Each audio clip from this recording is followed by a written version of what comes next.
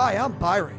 I'm a chef on a mission, traveling the world in search of great food, culture, and friends. I'm searching for culinary treasure that will help you learn to cook, expand your palate, and have fun while you do it. From Texas barbecue to Peruvian fusion. The Juanito Show. Mama knows.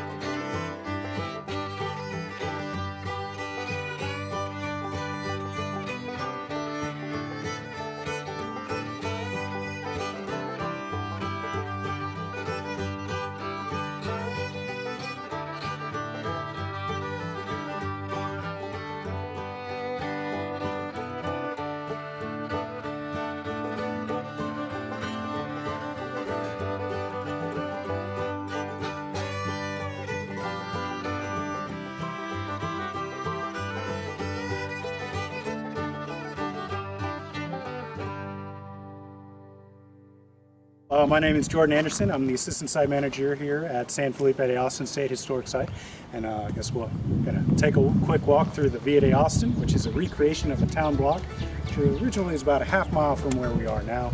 We didn't build in the same location because we're still excavating that area. Don't want to cover up anything that might answer some questions for us. Oh yeah, baby, we're in the old town right here. Yes, sir. Let's go, let's go. All right. All right, look at this. This is just amazing. The reproductions, right? Everything in this exhibit is a reproduction, and it is all here on purpose. Everything down from the nails to the hardware and the doors, we have found examples for it either in the archaeological record or in the archival record stating that it was here. For instance, in the exhibit we have a copy of the Massachusetts State Constitution because we know a guy had one here in 1832 and 33. So it's not because we thought, oh, hey, cool, that'd be nice in our exhibit. It's because we know it was here. So right over here, we have our replica print shop. Oh, look at this thing. This is a print shop that's... We're in, what, San Felipe? Yes, we are currently at San Felipe de Austin. Now, San Felipe de Austin is the town that would be founded by Stephen F. Austin, who was an impresario here in Mexican Texas. So his job was, he was basically a land agent. His job was to settle the good colonists from the bad colonists, kick the bad colonists out, and assign them lands. And this was the administrative center for that colony. Oh, look at this, look at this. So here we go, the printing office. Mm-hmm. So right over here is Godwin Cotton. He came here in 1829 and started the first newspaper. Stephen F. Austin, this being his administrative center, wanted there to be some news circulated from it. And he found out rather quickly it wasn't a profitable business here in San Felipe. Well, it wasn't a profitable business. The land office was here, so they were printing many form documents for the land office. So it was making quite a bit of money doing that. One of those form documents, let me see if I can't find an example of it. Oh, look at that. That's really cool. Look at that. It has the printing sheets, right? Is that what they call them? Plates. The plates. Printing plates. So yeah, that's right. This here is a copy of the very first book printed in Texas. It's actually a rather useful book. It's a translation of the colonization laws and regulations for Mexican Texas. So Godwin Cotton printed up that book here in San Felipe, and this is just a colonization notice for people joining the colony. Basic steps of what they need to do. Now, printing the news in this time period is a rather long process. Not as easy or as quick as the news that we're used to today, where it updates by the minute. This is a weekly paper here. It starts in this corner over here with the editor. So the editor is likely, most oftentimes actually, going through other newspapers, finding articles that he likes, cutting them out, and then he'll hand them over here to the compositor. The editor is going to have some articles that he himself might write, but he's also soliciting ads from people in the area to then put into his newspaper. This over here is our cases of lead type. So that plate that you saw over here on the press has to be filled up first with these.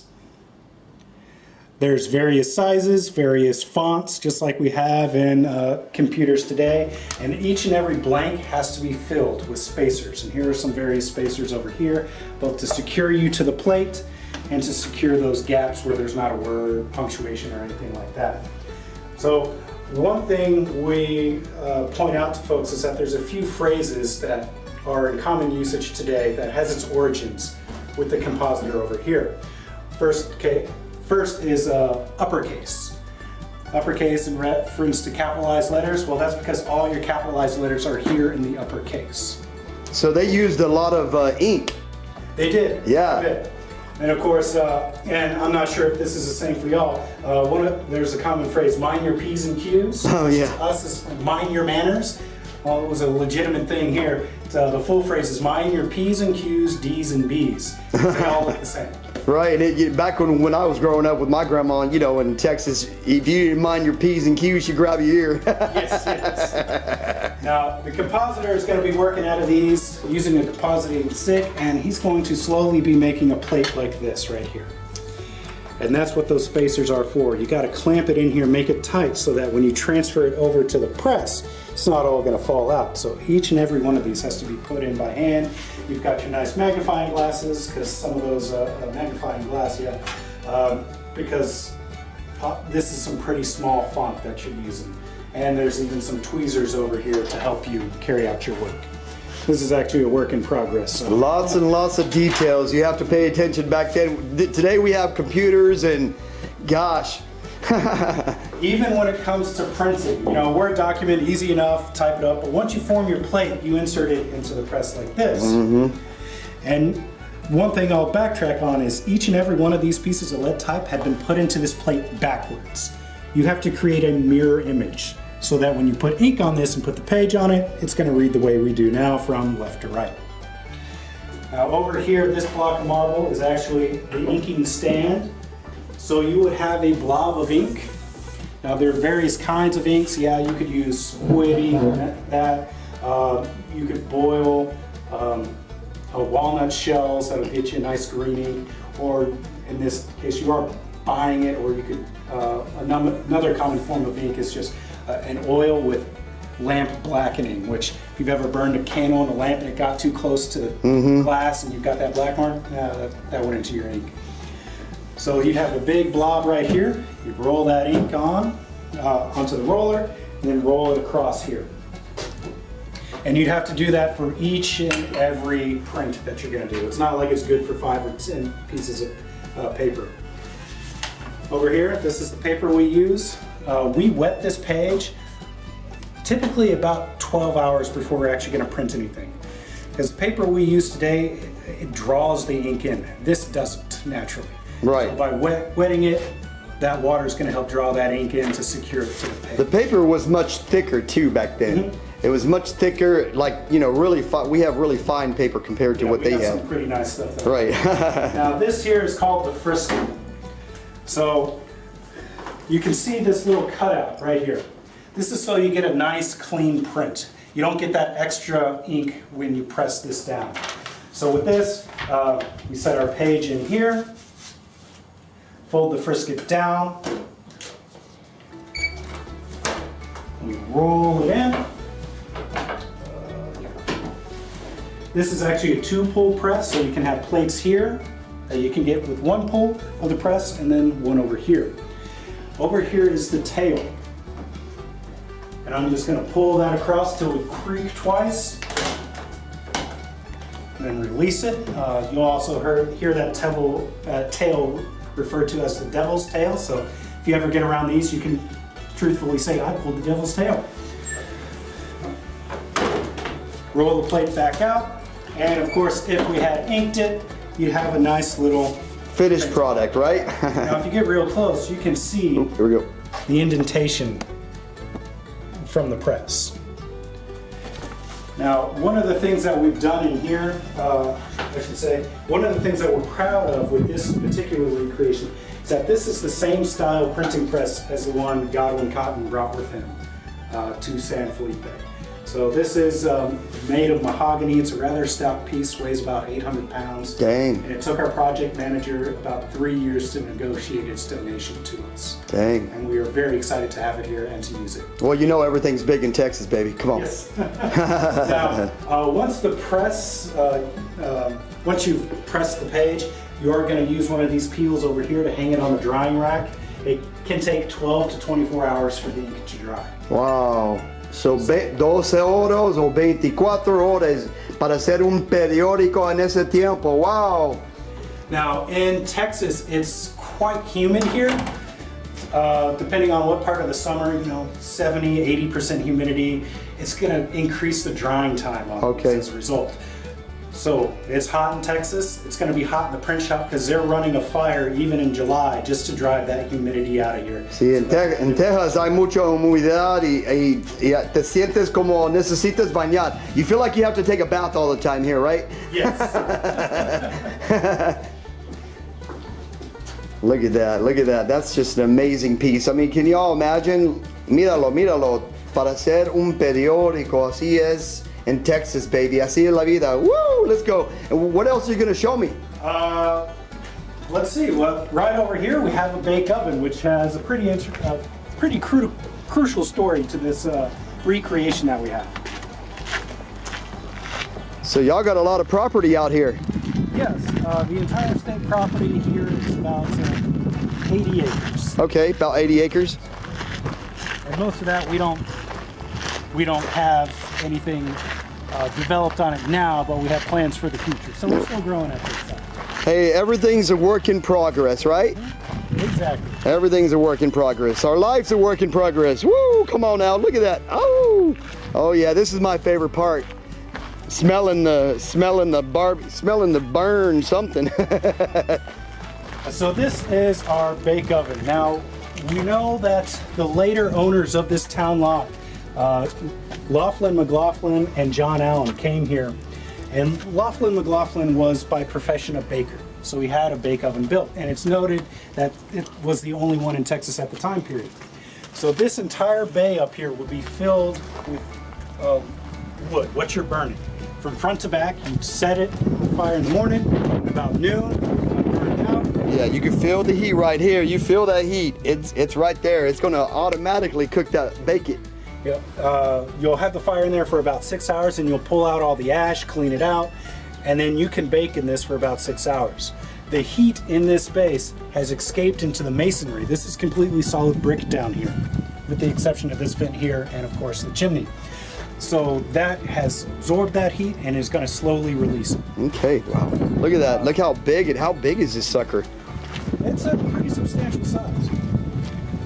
Look at the back. Substantial enough that when the Mexican army was here during the Texas Revolution, they stationed their artillery behind it. Oh, really? At least that's the story we've heard. We have yet to get out there to perform the archaeology to confirm that. Hopefully someone left a tool behind. What is this behind us? This is This is the kitchen.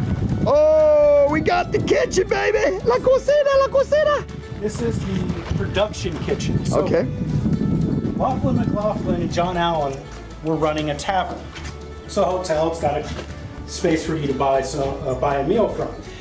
With them, they brought an enslaved woman, and her name was Celia Allen. And Celia Allen operated this kitchen and the bake oven. Now, one of the reasons why we know so much about this town lot is that in 1831, John Allen and Laughlin McLaughlin had an argument, and they decided to bust up their business partnership. And one of the things they argued about was Celia's freedom for both her and her 4 children. See, apparently Laughlin McLaughlin loaned John Allen $700 to purchase her before they came into Mexican Texas.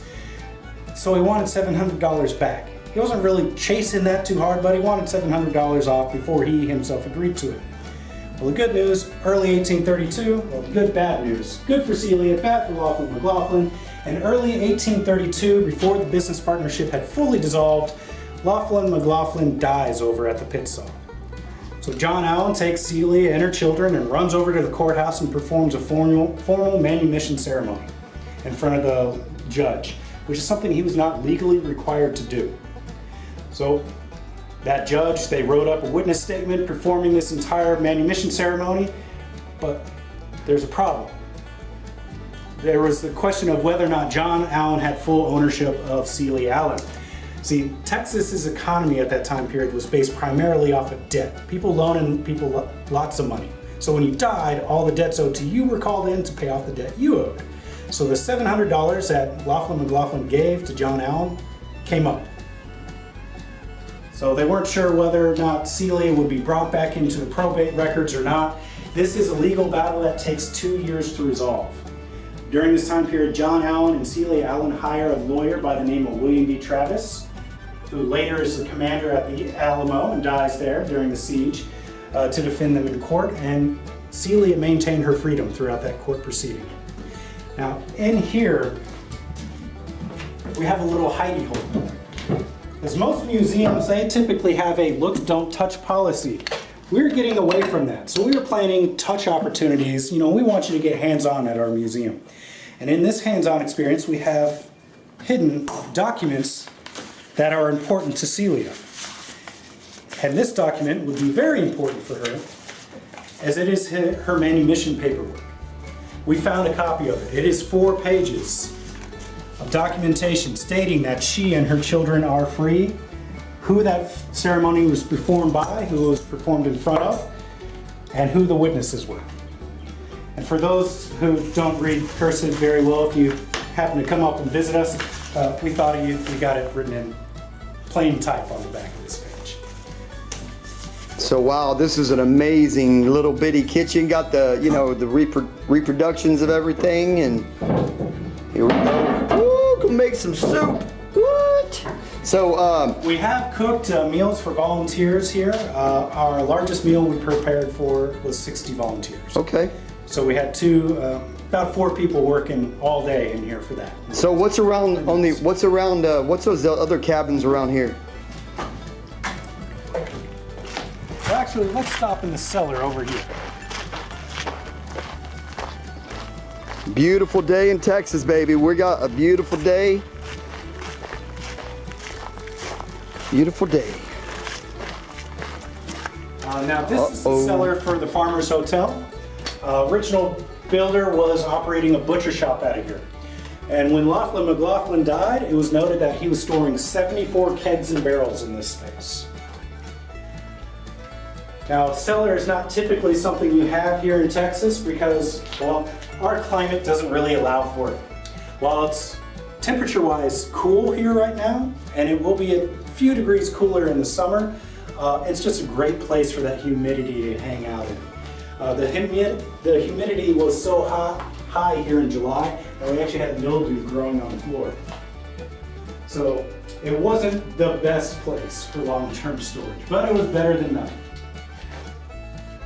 All right, well, hey, thank you. This is amazing. What is this right here? This is actually a woodworking table that we have. Okay. Right here.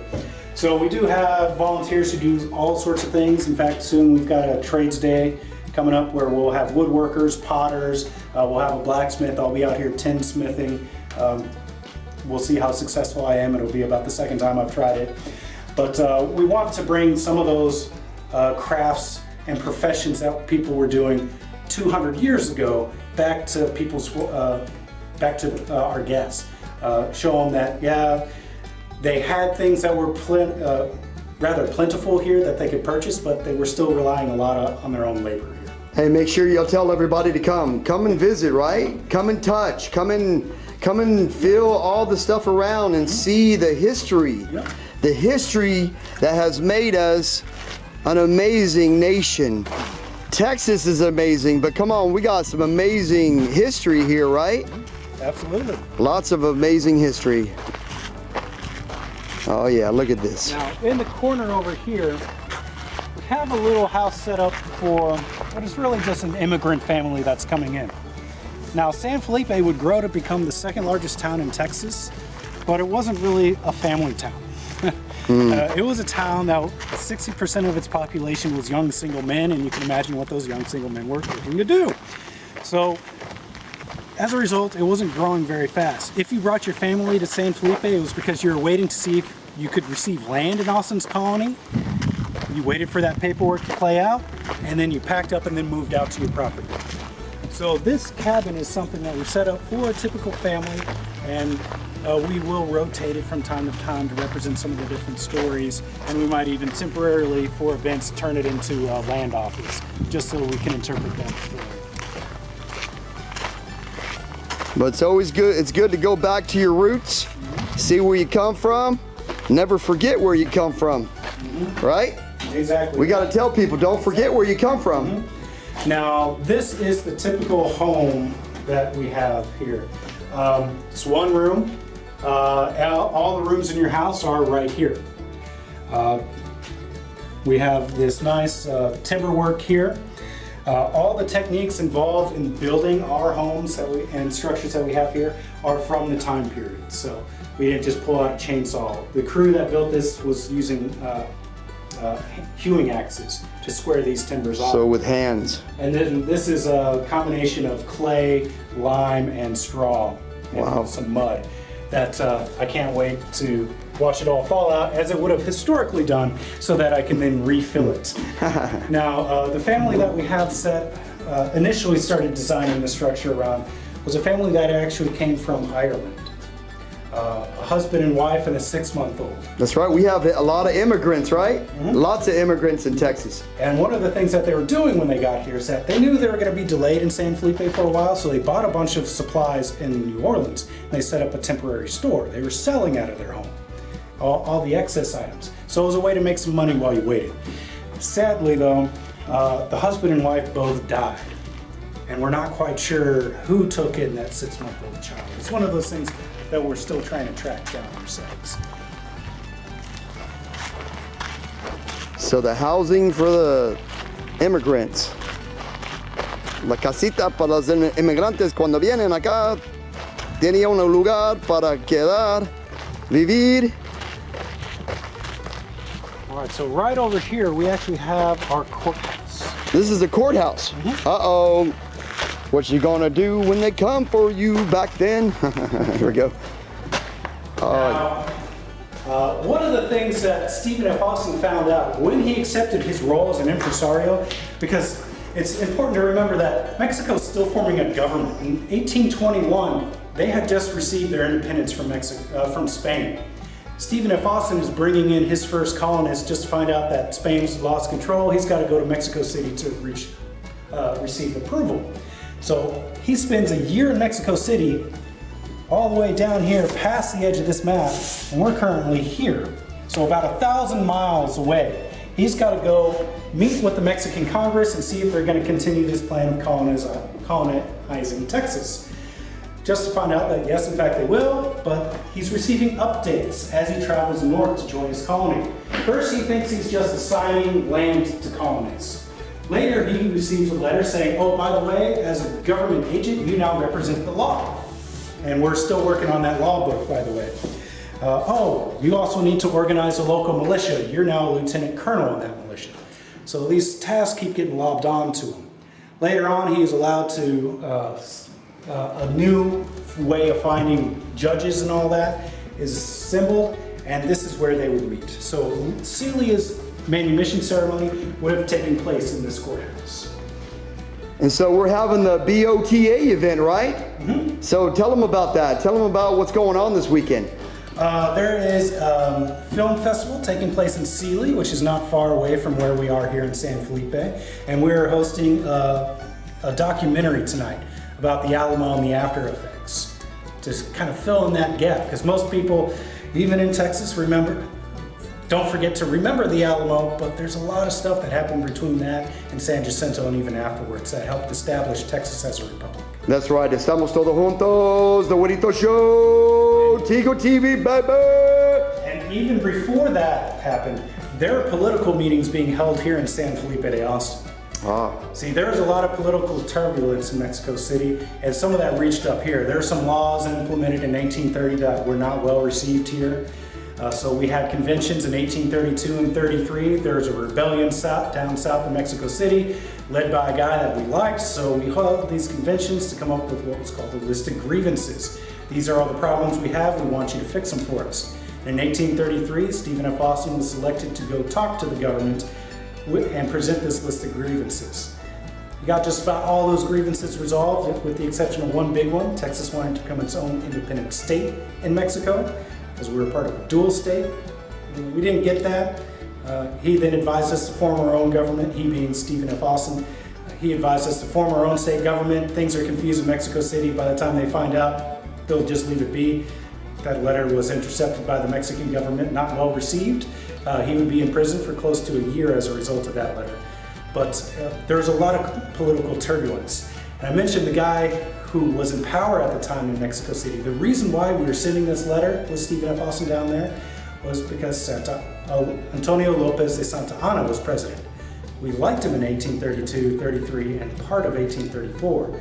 After that point in time, he overthrows his own government, throws out the Congress of Mexico, disbands the Mexican Constitution of 1824, which we have this flag for, because one of the last major political meetings in San Felipe was a consultation. It was held in November of 1835, where we first talked about, okay, we're fighting the Mexican government, we're laying siege to the Alamo at San Antonio, because we had to take it first before we could lose it the next year. What are we actually fighting for? So initially, we're fighting for federalism in Mexico. We're fighting against Santa Anna and its tyrannical government. We're fighting in support of this Constitution. We are not fighting in support. We're not fighting for independence at that point in time.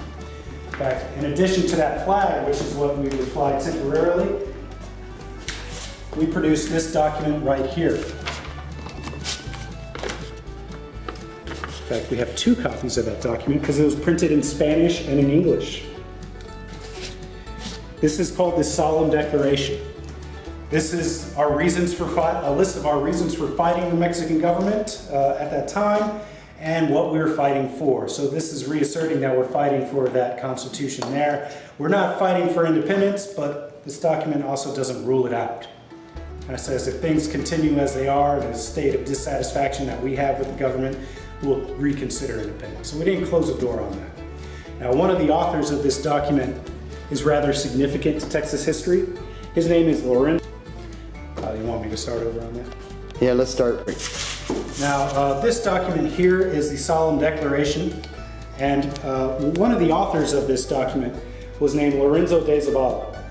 He was actually born in the Yucatan. He is one of the few truly Mexican or Spanish-born citizens here in Texas at the time, and he was a big political mover and shaker in Mexico City. He's actually a political enemy of Santa Anna and a co-author of the Mexican Constitution of 1824. His last role before coming here to Texas was he was an ambassador to France for Santa Anna's government before he had plenty of disagreements with what Santa Anna's doing, resigned his role in protest, and then came here to Texas. Hey, so what hours are y'all open for the public at your location here? Currently, we are open Wednesday to Sunday, 9 a.m. to 5 p.m. All right. And So the via this reconstruction here closes, we start to shut it down at 4. So y'all need to come out and visit, because I mean, such an amazing reproduction. I mean, to just the smallest T. You know, y'all have really done a great job of reproduction. Oh, look at that. Here we go. Oh, there's Pepsi, baby. No, just kidding. Coke. It's got to be Coke. So this here is actually representing one of our oldest buildings in San Felipe. You can see that in the style. Everything's rounded. This was a building that was rounded in form of the timber here. This was one of those buildings that they built fast just to get a roof over their head. They'll build nicer structures later. Even the floor is dirt. Over time, this floor will become compacted. And so in this building, we replicate the Pilgrim School. T.J. Pilgrim came here and had designs on opening a school for 100 kids. He had about 30 when he started putting advertisements in the local paper, and found out that, you know, it wasn't the best town to start a school, because I mentioned earlier, it's a town mostly made up of single men. So if you're a family looking to send your kids to school, yes, there's good families here that you can board them with. Maybe we'll send them to a different town instead. We don't want them exposed to that element. So right over here, what you're looking at is a sand table. So today we use pen, paper, and computers to practice things.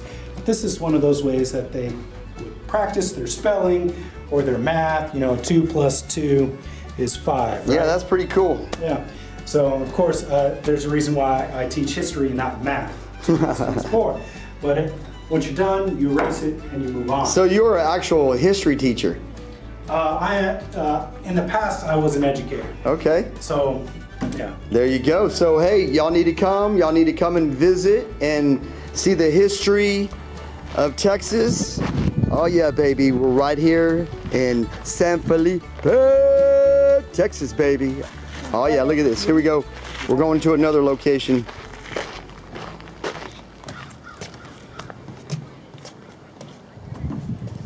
Yeah, they're getting ready for an event. So here we go. There's going to be an event this weekend. We're showing a documentary. There you go. So right in here we have our store. Now Laughlin McLaughlin, the man I mentioned earlier, died in 1832. Now part of his probate record, they assembled a list of everything that was available in his store. So you can see the type of cloth that they had available, the things that they were importing. Because in Texas history, this is something that we're guilty about. We like to paint up Texas as being on the wild frontier. If you wanted nails for your home, you had to build them yourselves. You had to build that house all by yourself. But what we're seeing with inventories like this is that that is not the case whatsoever. Just about any luxury you wanted in 1832 could be obtained here in San Felipe. They are manufacturing kegs of nails. So this is one such keg. And then shipping them overseas to be sold. So it's not all rough and tumble like we like to say, present sometimes in Texas history. Right. And even with this, we get to tell a story about clothing. Because just about everybody is used to going to the store today and buying a shirt off the rack.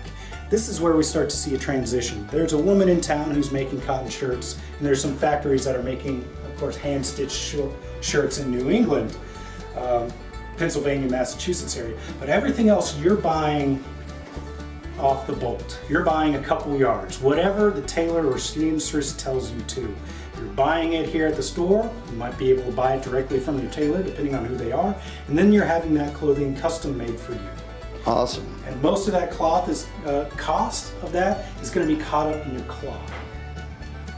Because they did a lot of Later cotton back then, right? A lot of cotton. They had a lot, and they were importing a lot of this from the United Kingdom. So even the dishes that we have available here, these are some blue transferware plates. These are being manufactured in England and being sold here. So again, we've got quite a bit of luxury that you can find here in San Felipe. It's right on the edge of nothing. Wasn't a whole much too much further east or west, sorry. But you could still find all those luxuries. Now, in here, we bring to you the story of the tavern. Now, the tavern is the same as a hotel today, but it has different uses. In the tavern, you could buy a meal, and it was a menu of one item, whatever they were already cooking. So if you showed up wanting lasagna or carnitas and they were making a beef stew, you got beef stew. Whatever was available. You got what was there, you could be hungry. That's the opportunity. Most meals would cost you 12.5 cents, but if you wanted supper, the biggest meal of the day, that was going to cost you 37.5 cents. Look at inflation. Yes. Man, 12 cents? Shoot. Now, if you wanted to stay in the tavern overnight, you could purchase a spot on the floor for 12.5 cents. And when I mean a spot on the floor, they usually would have a mat like this, which is usually 6 feet by 6 feet. So my rough estimate is about 1 meter by 1 meter, or maybe 2 meters by 2 meters. And you would pay 12.5 cents to sleep on that with 2 other people. Dang. And they would sleep you shoulder to shoulder as long as they had physical space in here. You could buy. They didn't have a no vacancy sign. They always had vacancy. Even in the evening, if they had enough people coming through, they'd clear these tables out, bring in more ticks. Those are the mats that they'd sleep on, so that they could offer sleeping down here. Hey man, thank you for sharing your location with us. Appreciate it, and tell everybody from Peru to come. Say hi, Peru. Please do. Come see us. Oh, yeah. Yeah, that's right, baby. That's right. Tigo TV, baby. The Juanito Show. Texas, baby. Edition. Let's go.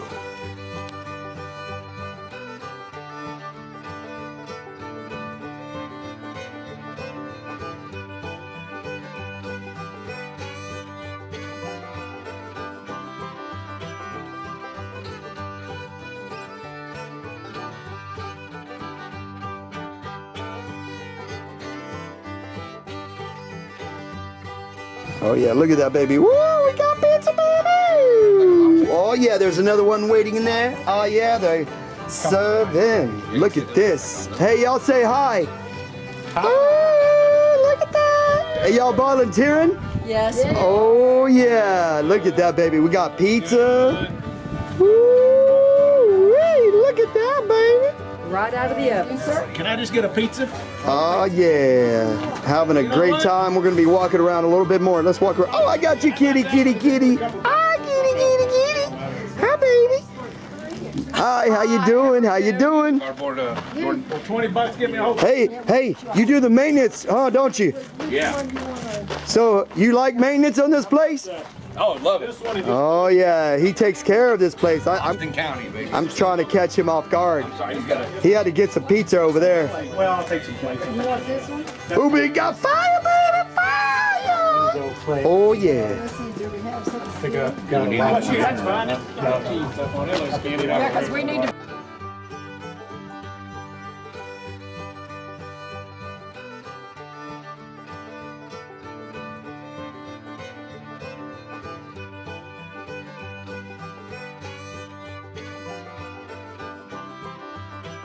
Hi, my name is Annette James, and I'm with the Industry Girl Scouts. And I lead 2 of these girls, and we also have 2 girls from the Belleville troops. We are all in the Austin County area, and that is the Sunrise Girl Scouts. So these girls will introduce themselves. Yes, what is your name? Riley. Riley, so tell me about your achievement this week. So in my bronze, we painted sawhorses and put them together for a camp.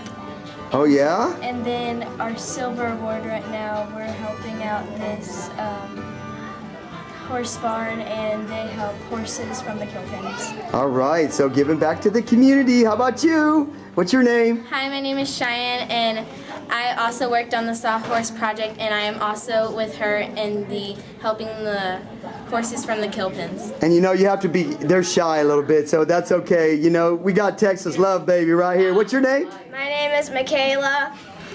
Hey, hey, Michaela, you're something else, let me tell you. From the first time I saw you right here and talked to you, you're something else. So, what is your achievement? For my That's okay. We got to have fun in these times, right? We have to have fun. We have to laugh. We have to enjoy life. So, come on, what did you do? for my bronze. For your bronze award. Next, what's your name? Okay, back to Michaela. Hey! I put together handicap swings for the handicap. Yeah, you know, see, that's the shyness. See that little smile and that little... She gets shy and she just wants to laugh. Hey, but thank you very much for the community, right? Yes. That's right. So what's your name? My name is Chapel, and I did my bronze award. I also put in the handicap swings, and then I'm working on my silver award. And I made a flag box for retired American flags so people can put the ripped flags in there. So. That's right, baby. We got to help the community. We got to help and make sure that we're all together.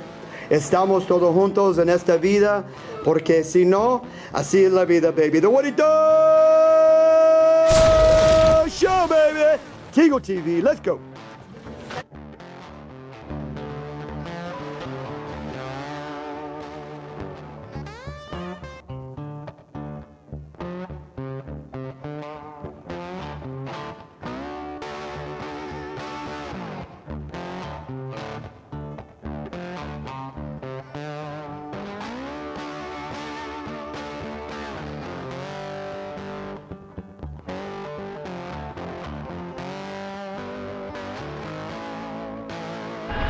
The Juanito Show.